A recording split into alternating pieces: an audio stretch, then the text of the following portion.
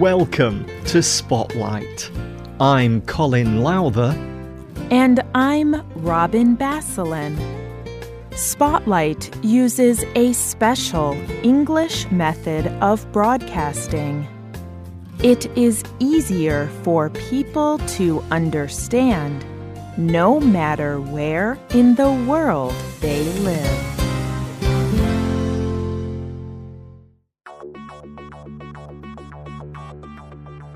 Today feels like the best day of your life. The leader of your company has offered you a higher position at work. Beginning today, you will be a boss. You now have new responsibilities. You are in charge of people. And you are probably making more money. You feel successful and proud. But you may also feel worried. You want to do a good job. But being a boss is new. You must be a leader now. What if you make a bad decision? What if your employees do not like you? Being a good boss can be difficult. Today's Spotlight is on what to do and what not to do to be a good boss.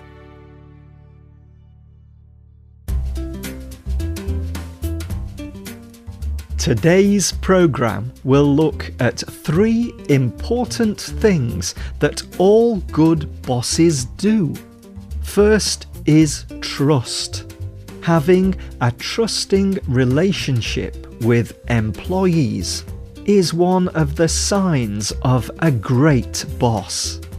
When bosses do not trust employees, they make a common mistake.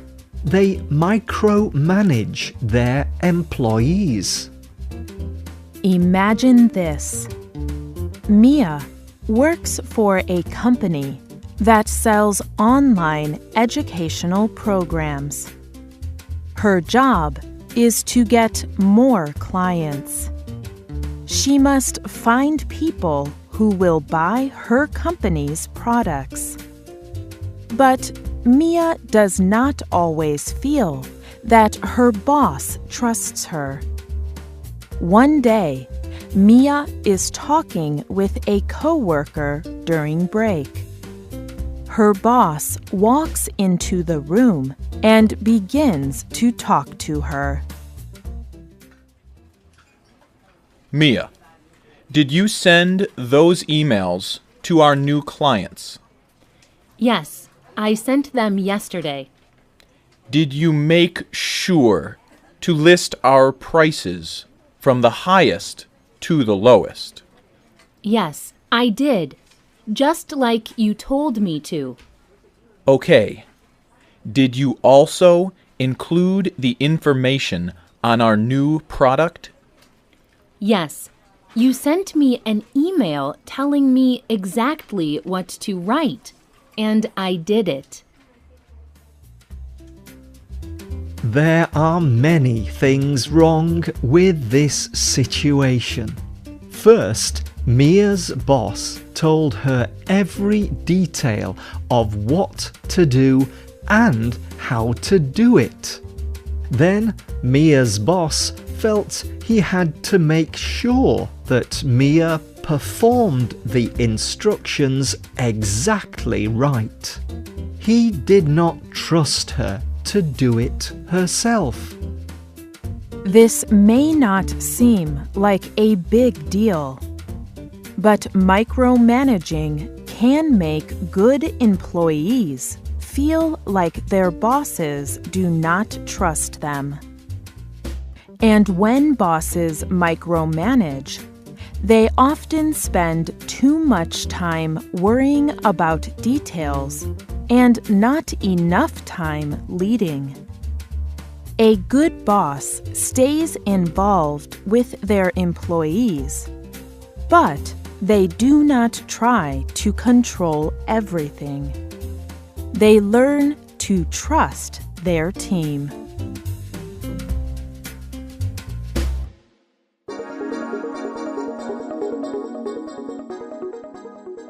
The second important thing that good bosses do is listen. Listening is a good way for bosses to build relationships with their employees. By listening, they can learn about employees' achievements. They can also identify problems in the workplace. Imagine the following example. Chris is a teacher. He loves teaching, but he feels like his boss does not listen to his problems or help him with solutions. Yesterday, Chris and his boss had the following conversation. Chris, one of your students' parents called me today. He was very angry. He said that the students in your classroom were not listening or behaving well yesterday. He said one student was shouting and throwing things around the room. Yes, it's true. Remember the student I told you about? John? He is very difficult. He needs extra help. It is your job to help him, Chris. Miss Anderson, I have 32 students in my class. 6 of them have serious difficulty learning. They need extra help. I have been saying all year that I need a teaching assistant. Would you consider? Chris, you are their teacher. Find a way to control your students. This story shows how easily bosses can forget to listen to their employees. Chris had been trying to tell his boss about his problems all year, but his boss had not been listening. Now there was a crisis, and the boss was even less willing to listen. A good boss would have let Chris talk openly about his problems. Even if she could not help Chris with resources, she could let him know that she understands his struggles. And, if possible, she could have tried to help Chris find solutions.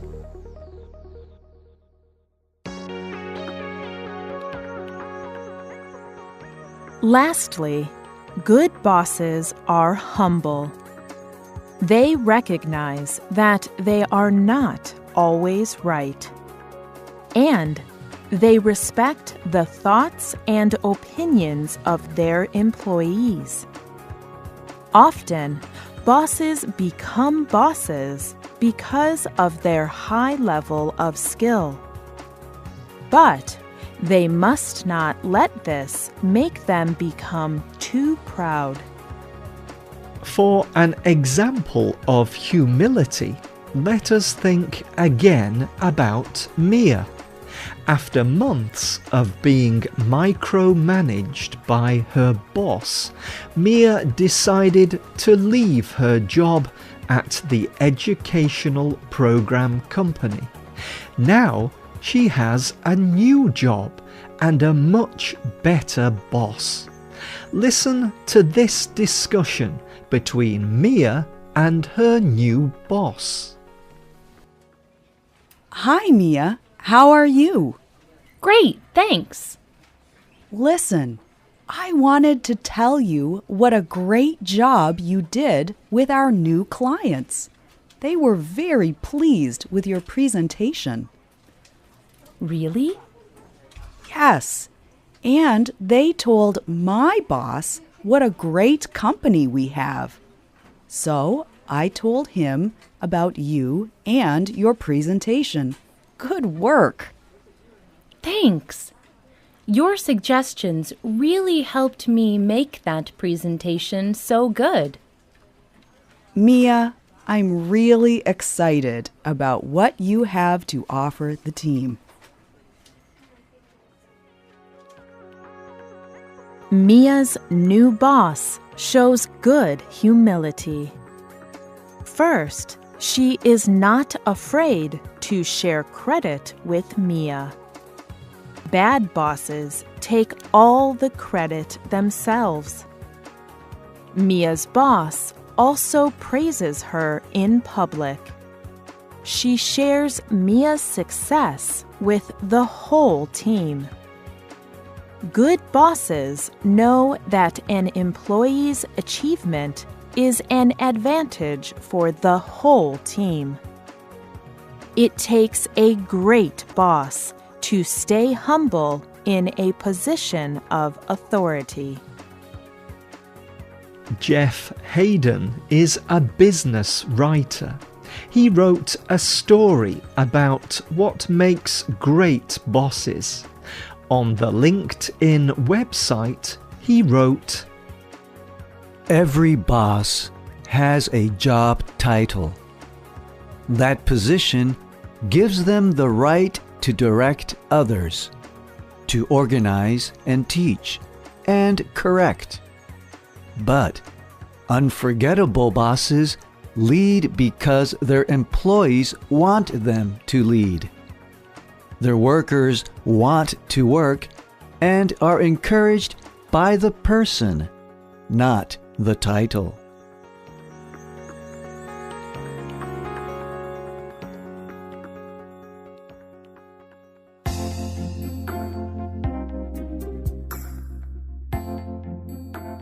Being a good boss is not easy. But if you trust your employees, listen to them, and stay humble, your employees will respect you and not just your position. And that is the sign of a truly great boss.